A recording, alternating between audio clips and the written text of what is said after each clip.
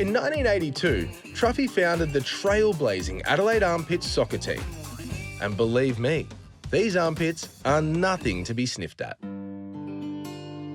The Armpits were a very unusual football team. We were a lesbian football team, and we were also out as lesbians.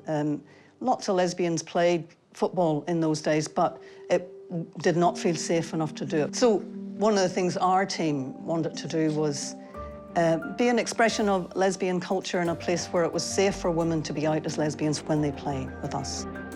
But we would have looked very, very different to any other team. We didn't have a strip. We just dyed T-shirts purple.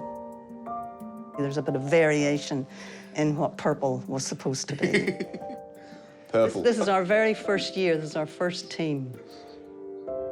In the early days, certainly we experienced some fairly hurtful and ugly homophobia from, not so much from the players, more from the spectators. And so we had to work out how we looked out after each other and how we dealt with that. In 1975, South Australia was the first state to decriminalise homosexuality. But still, being an openly queer soccer team in 80s Australia was risky. Homophobia was rife and gay bashing's not uncommon. The protest began outside Sydney's Town Hall, where a group of about 300 heard a number of... Father, but by me. And there's been women too. Even Mary, she was conceived by the Holy Ghost. Normal occurrence. Yes. Animals have homosexual relationships. No, but we're not animals. We are. We are not. But as time went on, it got easier.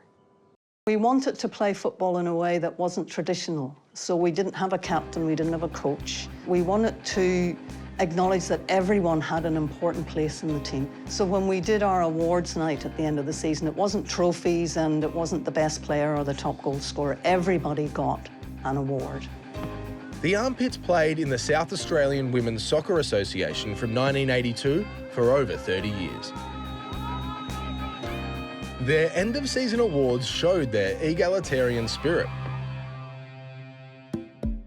So it's no surprise that Truffy's extraordinary thing is one very special and slightly weird trophy. And it's this little thing here. What is that? So it's called Goal of the Year, with scabby knees, bruised shins and buggered knees.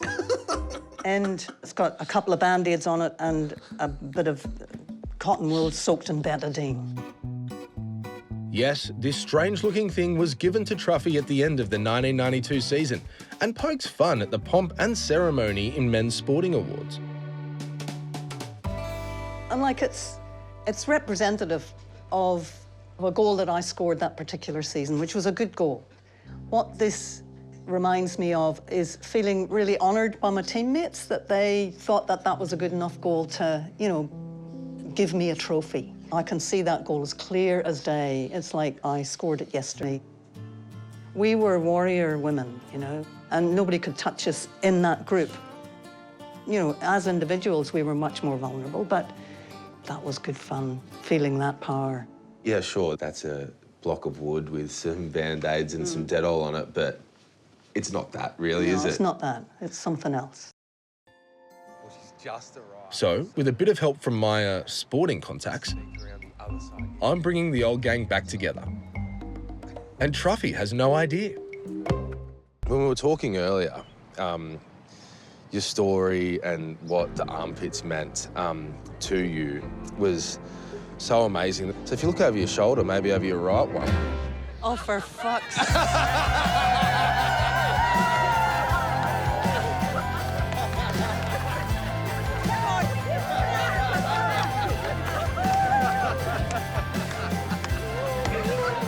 Oh, you guys are the best.